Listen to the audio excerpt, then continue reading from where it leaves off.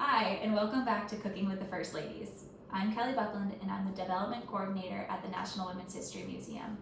We're continuing to cook our way through the First Ladies Cookbook, and today we're sharing the apple dumpling recipe from Martha Jefferson Randolph, and our theme for this week is revolutionary.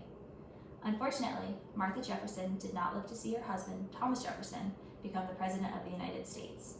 She was, however, still alive while Thomas Jefferson was composing the draft of the Declaration of Independence during the American Revolution.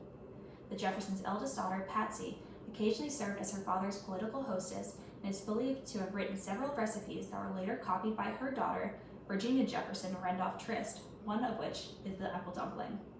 While we can't say for sure, it is possible that Martha may have passed this recipe on to her daughter. The apple dumpling is an adaptation of the European fruit dumpling, as many of the traditional fruits, such as pears and apricots, weren't available in the United States. Apples became popular because they could easily be stored and preserved, and Thomas Jefferson himself was a well-known apple orchard cultivator. This recipe has been adapted from the Mount Vernon Inn restaurant and will be divided into 3 sections: the pastry, filling, and the syrup. So let's get started with the pastry. So first we'll start with the dry ingredients. We're gonna have 2.5 cups of flour,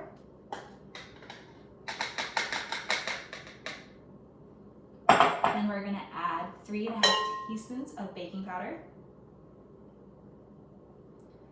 3¼ teaspoons of salt,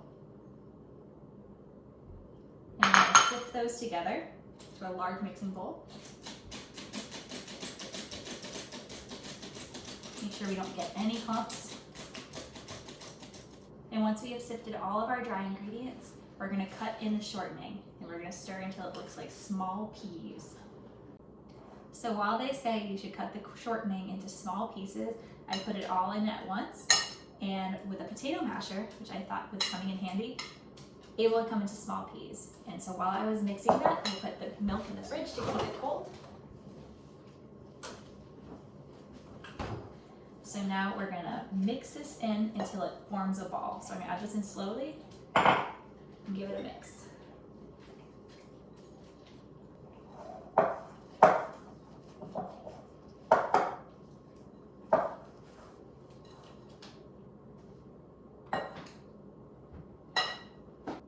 Okay, so once the ball of dough is ready to go, we're going to sprinkle some parchment paper or wax paper with some flour, just a little bit, sure, to help it not stick. And then we're going to bring the dough from the bowl to here, create a ball, and then we're going to wrap that up and refrigerate for an hour. Once the dough is chilled in the fridge for an hour, we'll preheat the oven to 450 degrees and get started on the filling.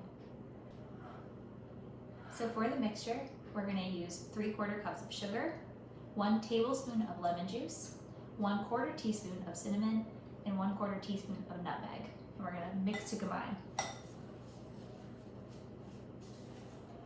And since I don't have a rolling pan, I'm going to use a wine bottle that I've just cleaned and I'm going to lightly dust with flour so it doesn't stick.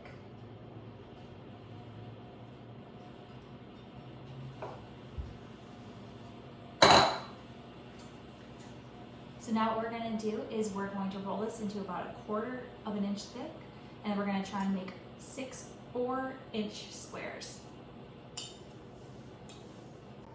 So I lined a baking sheet with parchment paper to prevent some sticking and evenly place my dough squares. The recipe called for 6 apples, but the apples I got were a bit big, so I only did 4, and I'm using the additional dough for some coverage.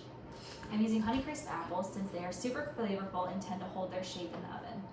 So after coring, I halved the apples and filled the center with the sugar mixture we just made. Then I'm going to cover the apple up completely with the dough and patching up any holes with the scrap pieces.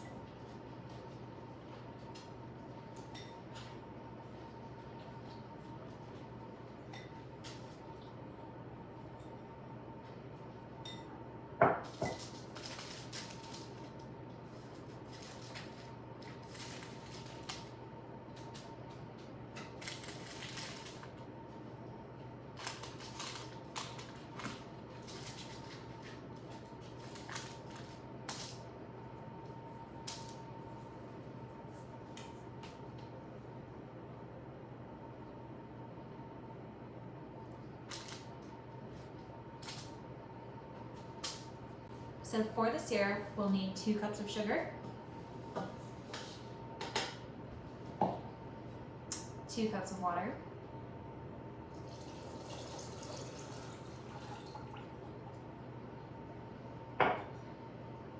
2 tablespoons of lemon juice, and 3 tablespoons of butter.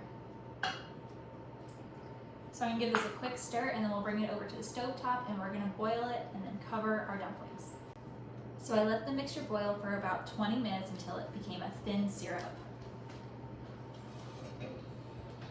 So now we're gonna pour over the mixture. I'm gonna use a spatula to pour it over our apples.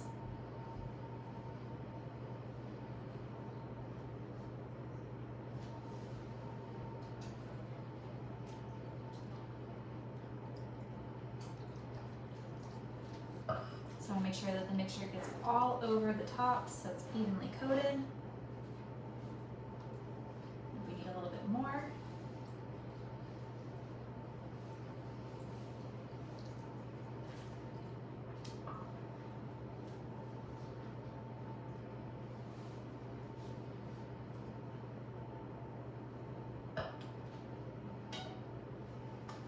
So now in they will go in a preheated oven for 10 minutes, and then after 10 minutes we're going to drop the temperature to 350 degrees and cook for a remaining 35 minutes. Okay, so my timer just went off. Let's take these out of the oven and take a look. So they're nice and golden brown on top and look fully cooked through. So I'm going to let them sit for a minute and then we can top. Okay, and so now that it's cooled down a little bit, I added some ice cream and now we'll top with whipped cream.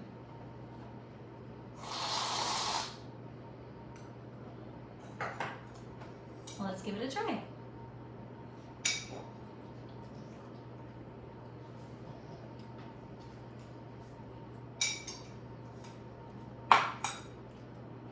Perfectly well done, super crispy outside, apples are super creamy and nice on the inside. It's delicious. Thank you guys so much for watching, and we hope you get to try this yourself.